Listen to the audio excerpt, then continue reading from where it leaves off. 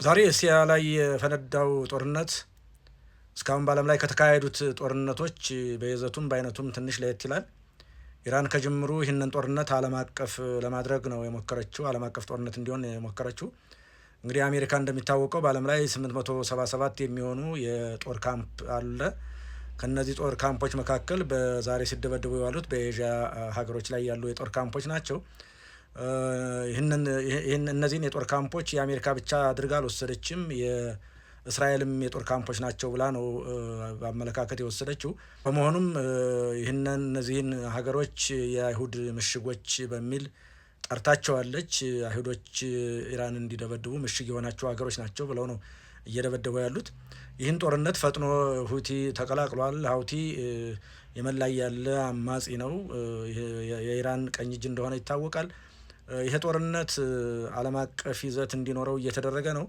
ይሄ ጦርነት ለተወሰኑ ቀናት እንኳ የሚቆይ ከሆነ በዓለም ላይ የሚያሳድረው ተጽዕኖ በጣም ከፍተኛ ነው። ይህ አካባቢ ከፍተኛ የሆነ የዓለም ሀብት ያለበት ነው። በተለይም ነዳጅ የሚንቀሳቀስበት ነው። ከአሁኑ ጀምሮ የነዳጅ መስመሮችና እንቅስቃሴዎች ሊቃወሱ ሊናጉ ይችላሉ። እንደሚታወቀው ብዙ የነዳጅ ሀብት የሚንቀሳቀሰው አንደኛው ሆርሙዝ በተባለው በዚህ ወሽመጥ ላይ ነው። ይሄ ደግሞ በኢራንና በኦማን አካባቢ የሚገኝ ስለሆነ ይህንን ወሽመጥ ቀውስ ውስጥ ይጥለዋል። በሌላ መልኩ ዛሬ ሁቲ መግለጫ እንደሰጡት እስካሁን ድረስ በቀይ ባህር መንቀሳቀስ የሚከለክሉት የእስራኤልና የአሜሪካን ነበር።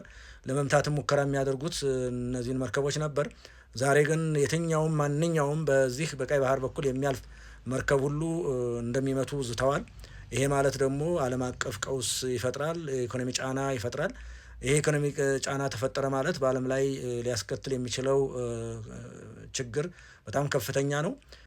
ሁሉም ሀገሮች በእነዚህ በተዋጊ ሀገሮች ያሉ ዜጎቻቸውን ለማስወጣት ሙከራ ይደረጋል። ግን ዜጎቻቸውን ከተዋጊ ሀገሮች ያውጡ እንጂ ጦርነቱ በየደጃፍ ሊመጣ ይችላል። ምክንያቱም